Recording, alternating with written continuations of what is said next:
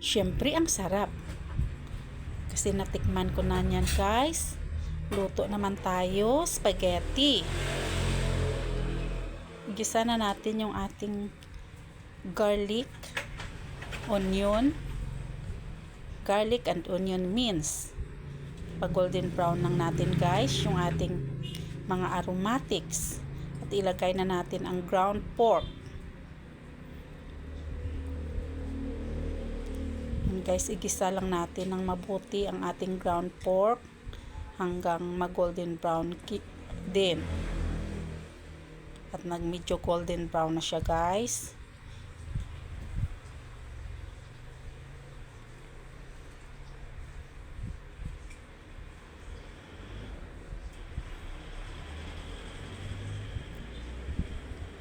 Yun na, guys, golden brown na siya.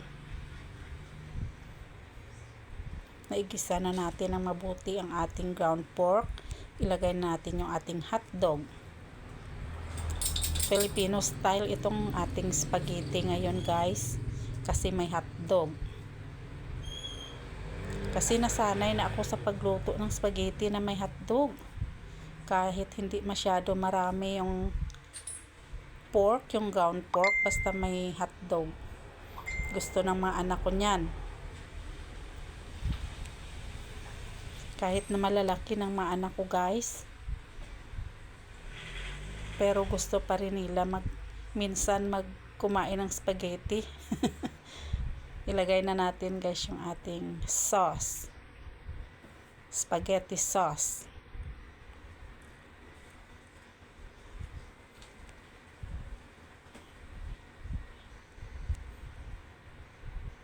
Minsan, guys, nagki-crave din tayo ng spaghetti, no? Pag minsan lang, kasi pag palagi medyo nakakaumay din, pero pag minsan parang nagki-crave din tayo, kahit na mga matatanda na tayo at mga malalaki ng mga anak ko. Lagyan ng asin, bitsin, kunti lang na asin at saka bitsin, guys, kasi yung ready to cook na na sauce, templado din naman yan.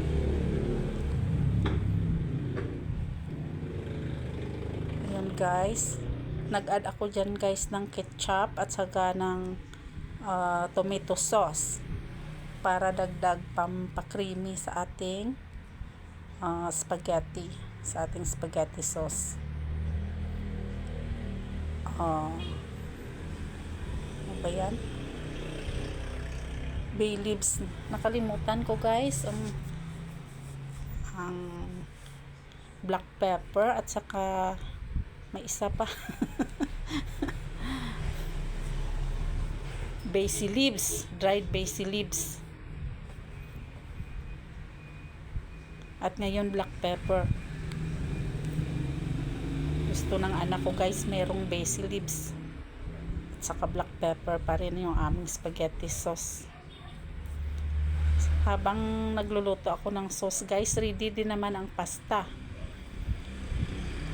Naglagay ng condensed milk. Hindi na ako naglalagay ng sugar, guys, kasi condensed milk ang nilalagay ko. Yun ang ating spaghetti pasta. Mix lang natin yung ating spaghetti sauce, kasi yung ating pasta, guys, penny yung ating pasta, guys. Masarap din sa spaghetti, parang pang bake mac, pero pag spaghetti lang na styles, ang sarap din. Minsan ganon ang ginagamit namin, guys, penny pasta. At nag-shred ako ng cheese, guys, shredded cheese, dagdag pampa-flavor sa ating spaghetti. At ang bango na, guys, super yummy, so delicious. Ganyan, guys, yung aking style magluto ng spaghetti.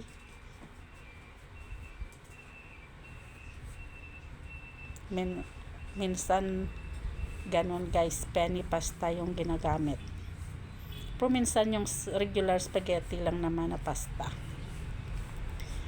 Okay, guys, ready na ang ating pasta at na-mix na sa ating penny.